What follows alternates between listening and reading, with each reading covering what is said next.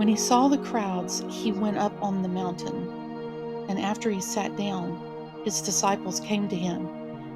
Then he began to teach them, saying, "Blessed are the poor in spirit, for the kingdom of heaven is theirs.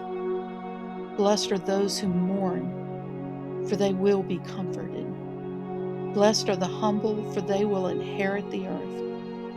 Blessed are those who hunger and thirst for righteousness, for they will be filled. Blessed are the merciful, for they will be shown mercy. Blessed are the pure in heart, for they will see God. Blessed are the peacemakers, for they will be called sons of God. Blessed are those who are persecuted because of righteousness, for the kingdom of heaven is theirs. You are blessed when they insult you and persecute you and falsely say every kind of evil against you because of me. Be glad and rejoice, because your reward is great in heaven. For that is how they persecuted the prophets who were before you. You are the salt of the earth. But if the salt should lose its taste, how can it be made salty? It's no longer good for anything but to be thrown out and trampled under people's feet. You are the light of the world. A city situated on a hill cannot be hidden. No one lights a lamp and puts it under a basket, but rather on a lampstand, and it gives light for all who are in the house. In the same way, let your light shine before others, so that they may see your good works and give glory to your Father in heaven. Don't think that I came to abolish the law or the prophets. I did not come to abolish, but to fulfill. For truly I tell you, until heaven and earth pass away, not the smallest letter or one stroke of a letter will pass away from the law until all things are accomplished.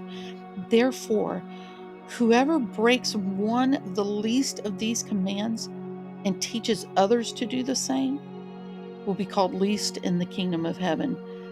But whoever does and teaches these commands will be called great in the kingdom of heaven. For I tell you, unless your righteousness surpasses that of the scribes and Pharisees, you will never get into the kingdom of heaven.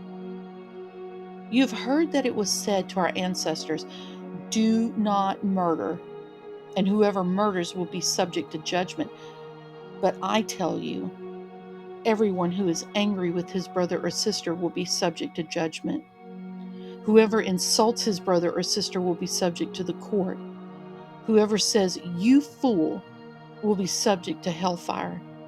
So if you are offering your gift on the altar, and there you remember that your brother or sister has something against you, leave your gift there in front of the altar. First go and be reconciled with your brother or sister, and then come and offer your gift. Reach a settlement quickly with your adversary while you're on the way with him to the court, or your adversary will hand you over to the judge, and the judge to the officer, and you will be thrown into prison. Truly, I tell you, you will never get out of there until you have paid the last penny. You have heard that it was said, "Do not commit adultery," but I tell you, everyone who looks at a woman lustfully has already committed adultery with her in his heart. If your right eye causes you to sin, gouge it out and throw it away.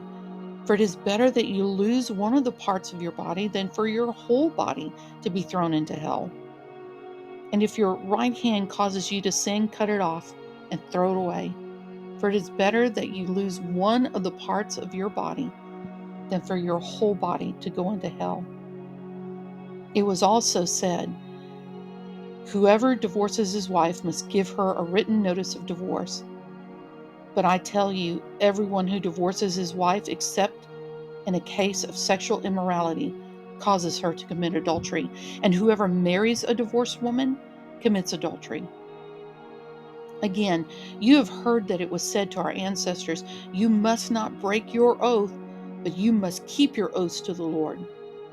But I tell you, don't take an oath at all, either by heaven because it is God's throne, or by the earth because it is his footstool, or by Jerusalem because it is the city of the great king. Do not swear by your head, because you cannot make a single hair white or black. But let your yes mean yes and your no mean no. Anything more than this is from the evil one. You have heard that it was said, an eye for an eye and a tooth for a tooth. But I tell you, don't resist an evildoer. On the contrary, if anyone slaps you on your right cheek, turn the other to him also. As for the one who wants to sue you and take away your shirt, let him have your coat as well.